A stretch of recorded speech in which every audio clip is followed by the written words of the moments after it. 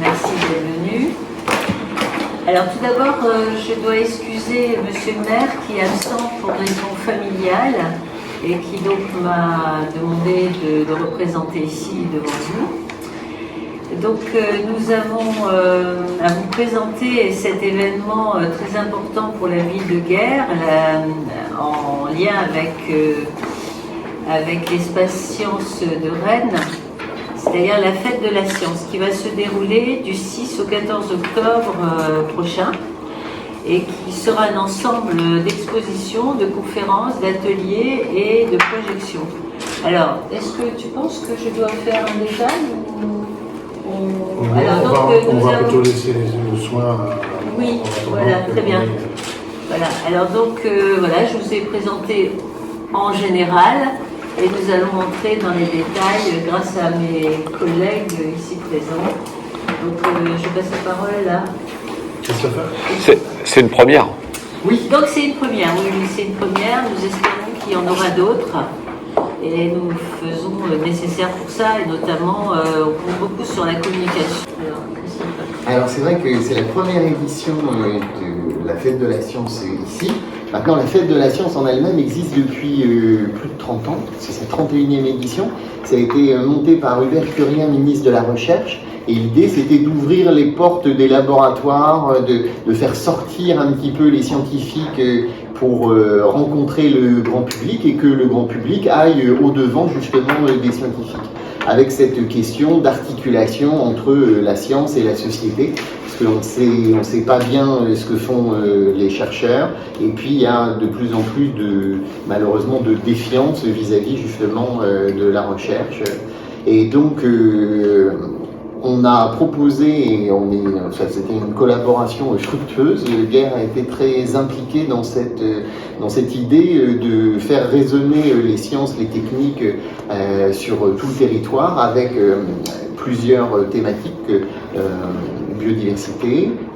Et ce que je soulignerai, c'est l'implication justement de nombreux acteurs, parce que l'idée, c'est que nous, on met à disposition des expositions, on a des conférenciers, mais évidemment, il y a un besoin que justement ces outils soient pris en charge, et c'est le cas ici avec une exposition sur les mathématiques qui a été faite avec un centre en Allemagne, et qui permettra, j'en suis sûr, aux plus jeunes et surtout aux familles de s'initier aux mathématiques.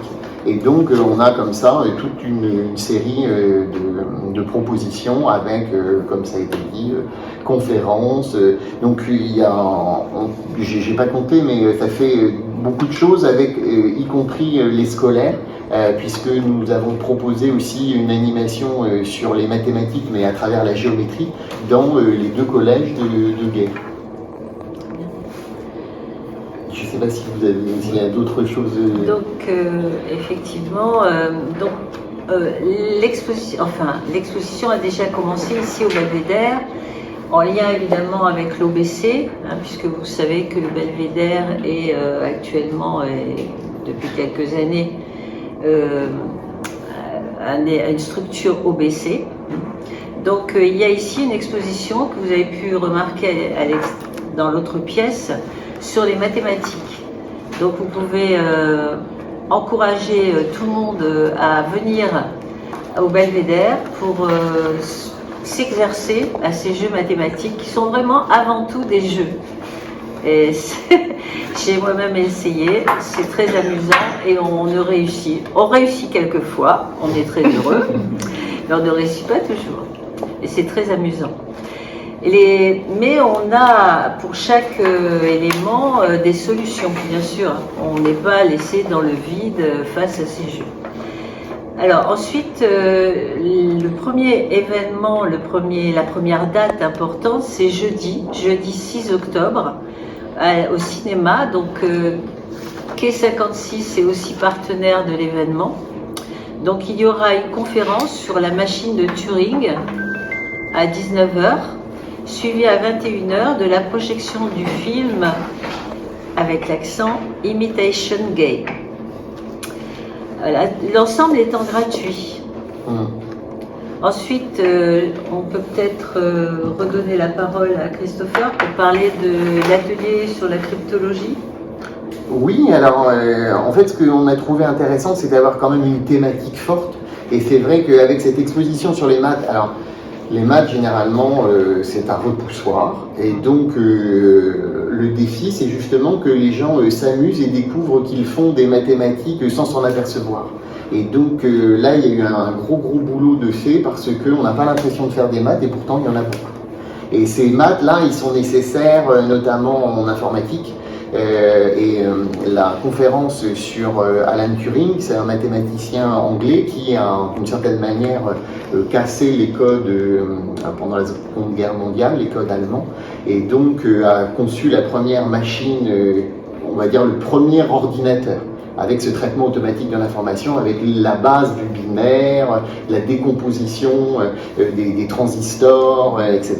Et donc d'avoir cette machine reconstituée par un mathématicien qui vient faire la conférence, et derrière le film sur justement la vie tragique de ce génie, ça semblait vraiment intéressant, surtout ici avec Saint-Cyr-Coëtquidan et tous les enjeux liés à la crypto. Et c'est vrai que moi ce que je trouve vraiment important, c'est cette implication de la base, comme base militaire. Voilà, l'académie militaire. L'académie, merci beaucoup. Oui, je voulais ajouter cela. Donc, comme partenaire, nous avons aussi l'académie militaire de Coëtquidan, de Saint-Cyr-Coëtquidan.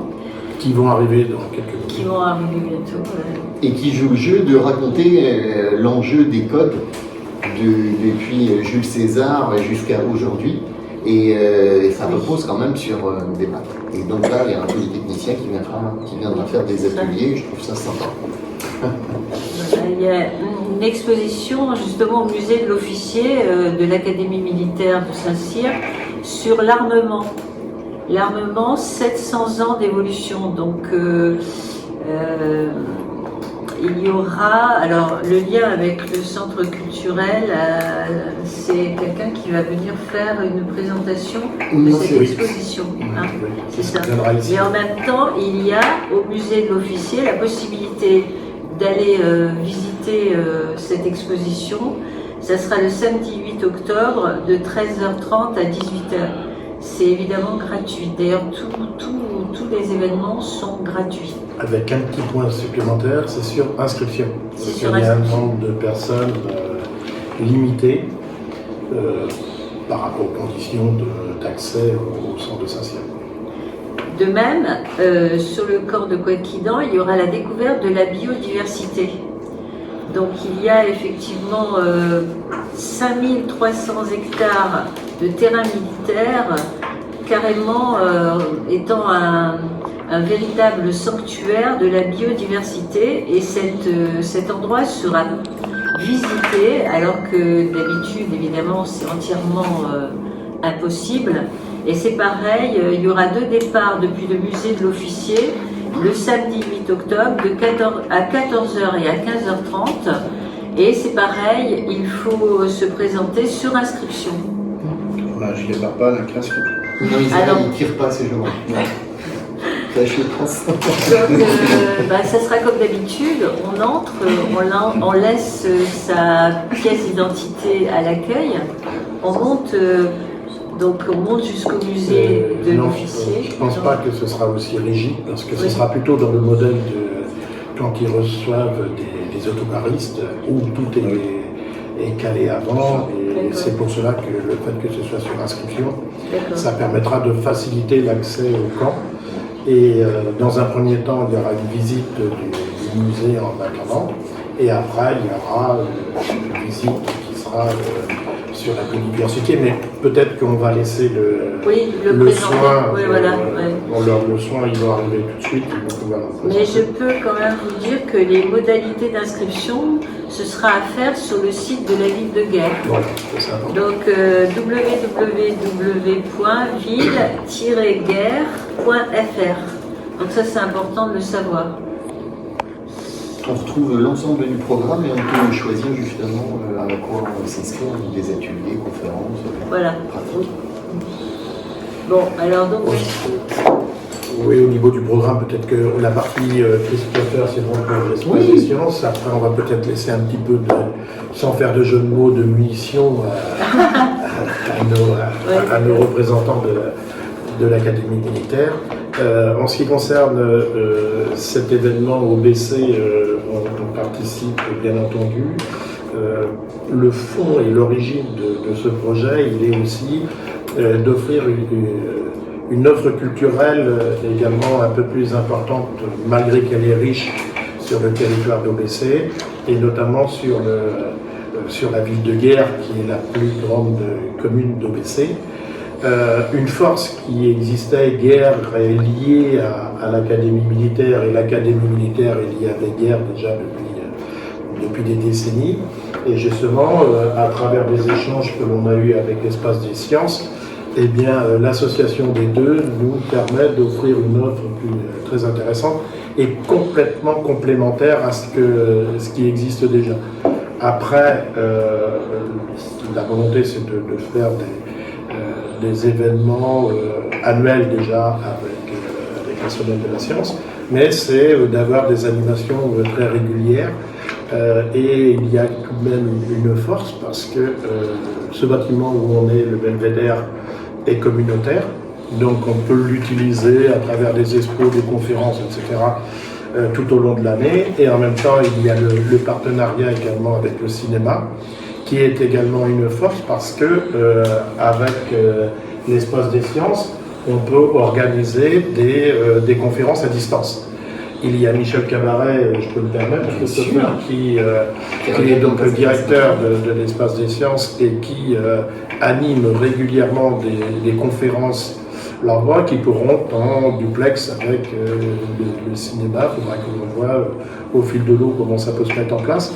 Mais la volonté, c'est tout de même d'avoir quelque part l'Espace des Sciences et aussi l'Académie militaire qui ouvre ses portes et qui l'ouvre dans le milieu rural. En ce qui concerne l'Espace des Sciences et en ce qui concerne l'Académie militaire, c'est quelque part avoir une ouverture pour présenter ce qu'ils font au grand public et on sait qu'au niveau de la technique, il y a des choses qui sont vraiment remarquables. Donc on aura cette chance-là sur Guerre de mettre ça en place. Et qui rentre complètement dans notre projection culturelle sur OBC avec, comme je le disais tout à l'heure, une offre complémentaire. Et surtout, c'est de vouloir, sans avoir à se déplacer, d'avoir tout ce qu'il faut chez nous. Et notamment d'impliquer les élèves, tout ce qui concerne le scolaire. C'est pour cela que je vais passer la parole à Cassandre, parce que pour la ville de Guerre, il y a Annie et Cassandre que Jean-Luc Bléaire, le maire, a missionné d'animer ces événements. Et Cassandre a prévu quelque chose de façon à capter l'attention des jeunes. En préambule, moi je voulais remercier Jean-Luc Bléaire, donc le maire de la ville et président de la communauté de communes, et puis Pierrick de m'avoir sollicité pour les rejoindre à la fin de l'été. Remercier aussi les services de la ville et d'OBC pour leur aide et leurs compétences, parce que si nous sommes aujourd'hui à la table, sans eux et sans leur précieux soutien, on n'aurait pas pu non plus monter ça en si peu de temps. Pensez à André qui gère d'une main de maître les écoles et se fait un plaisir d'aller tous les jours à leur rencontre. Et puis excusez aussi notre collègue Michel Blanchard qui est le référent de défense et qui lui est en lien direct avec l'Académie militaire et qui accourt ce matin et qui n'est pas avec nous. Moi je me réjouis qu'on puisse accueillir une programmation aussi dense et aussi riche en ruralité. Moi j'ai des petites rennaises au lycée et c'est vrai que la Cité des Sciences, on avait l'occasion d'y aller, que ça arrive à Guerre, je pense qu'il faut vraiment se rendre compte que toutes ces animations sont gratuites. Donc si les citoyens pouvaient participer au maximum à toutes ces programmation, ce serait quand même une sacrée réussite pour l'ensemble des moyens qui sont mis à disposition. J'en parlais tout à l'heure avec Christopher quand je me suis essayée au jeu sur le théorème de Pythagore.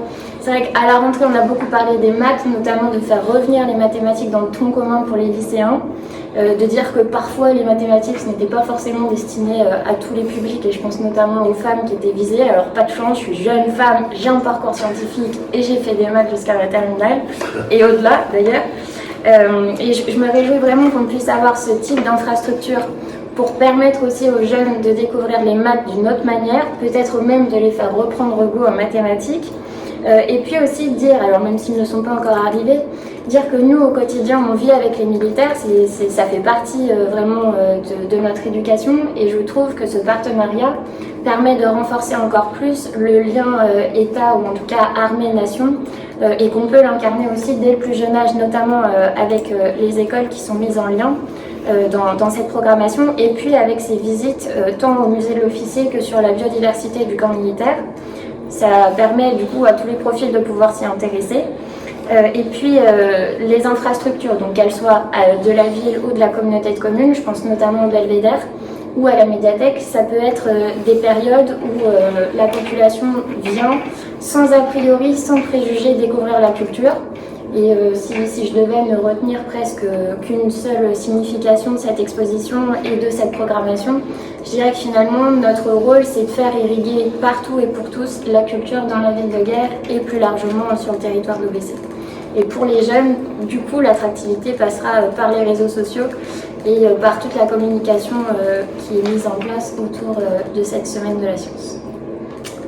Le lycée Brocéliande, depuis plusieurs années, était déjà en lien avec la Cité des Sciences et faisait un événement à chaque fête de la science dans ses murs. Et donc là, c'est un couronnement de cette activité. D'ailleurs, le professeur qui s'appelle Madame Anne Heurtaud et continue et est aussi partenaire de notre action. Voilà. Bon, très bien. Alors, est-ce que nous finissons le programme? Parce que je m'étais arrêtée au mercredi 12. Je voudrais juste ajouter par rapport à ce que Cassandre vient de dire, c'est en disant que ça a été quelque chose qui a été mené par les équipes OBC et Ville de Guer très rapidement. Et ce programme, enfin, cette idée, on veut l'inscrire dans le temps. C'est-à-dire que dans un premier temps, on a dit on lance une opération en 2022 parce qu'il faut y aller, et après on aura plus de temps pour l'année 2023 pour l'enrichir, et c'est quelque chose qu'on veut faire perdurer. Et dans un premier temps, c'est fait avec Guer, avec les écoles de Guer, mais la volonté, c'est d'élargir de façon à donner la possibilité à d'autres écoles de pouvoir profiter de ces actions qui sont riches pour tout le monde. Ça, c'est quelque chose qui va s'inscrire dans le temps. C'est la volonté politique qu'il y a de la ville de Guer et de BC également. Donc d'en faire un événement territorial, quoi. Enfin, disons qu'il y aura des animations, comme je le disais tout à l'heure, tout au long de l'année, et il y aura le rendez-vous annuel avec la semaine de la science. Et disséminé sur l'ensemble du territoire de l'OBC. Alors pour l'instant, on ne peut pas dire comment on va l'articuler. Le point central, c'est Guer, ça c'est clair. Après, est-ce que c'est quelque chose qui va se diluer ou est-ce que c'est les autres qui vont se déplacer? On verra en fonction de la programmation qui sera définie, mais chaque chose en son temps. L'avenir nous dira comment ça va se faire. Avec les points forts du mercredi 12 octobre et jeudi 13 octobre, en lien avec les collèges, Saint-Maurice et collège Brocéliande. Mais au centre culturel, il y aura découverte de l'imprimante 3D l'après-midi de 14h à 16h. Voilà, avec une démonstration de fonctionnement de l'imprimante 3D. Le jeudi 13 octobre, une conférence « Comment se construit une connaissance scientifique » au centre culturel aussi à 19h30, sur inscription, parce que le nombre de places, comme vous voyez, est réduit. Ça va se passer dans cette salle. Et enfin, le vendredi 14 octobre, une dernière conférence sur la cryptologie de l'Antiquité à nos jours, 2000 ans de codes secrets. Donc là, en partenariat avec l'Académie militaire, puisque ce sera un ingénieur en chef de l'armement, M. Didier Alquet, qui fera cette conférence. Ce sera à la salle de la gare à 18h. Et dans la foulée, il y aura la clôture de la semaine de la fête de la science. Qui ne donnera pas l'école. Est-ce que vous avez des questions autrement ou est-ce qu'on peut rajouter des choses En tout cas, du côté de l'espace des sciences, parce qu'en fait, il y a la Cité des sciences Oui. et l'espace des sciences. D'accord. On est placé maintenant dans l'espace des sciences, ça existe depuis 30 ans. C'est une association de moi, on est basé sur elle. Voilà. Et donc, non, je vous en prie. Non. C'est flatteur. Je disais aussi la Cité des Sciences, c'est Ah ouais Christopher Jusqu'à ce que vous nous repreniez, Ah, c'est à l'occasion de la fête de la science, quoi. Donc, Oui. profitez-en. Merci de votre confiance pour la ville de Gare, en tout cas pour la jeunesse que je tends à représenter à défaut d'incarner. C'est vraiment très important pour nous qu'on puisse avoir accès à ce genre d'exposition, de programmation, à tous les chercheurs que vous mettez aussi à notre disposition, et encore une fois de manière gratuite. Et je pense que ça, il faut vraiment qu'on insiste dessus, et de la nécessité d'avoir accès à toute cette connaissance et en même temps à cette transmission de leur part. Merci à vous. Qui paye tout ça? Le financement sera partagé entre la ville de Guer et l'OBC. Mais ce que l'on peut dire, c'est un tout petit budget, parce que c'est un partenariat avec l'espace des sciences, et c'est une collaboration des écoles militaires. Donc après, au niveau du budget, on a essentiellement tout ce qui est imprimerie, etc. Étant donné que les salles n'ont pas de location, puisque c'est soit communautaire ou communal, donc on se retrouve avec une enveloppe budgétaire qui est très limitée. Et on peut remercier aussi les agents de l'OBC et les agents de la ville, notamment de la communication, de la culture, qui ont travaillé en amont énormément et qui continuent à travailler pour cet événement.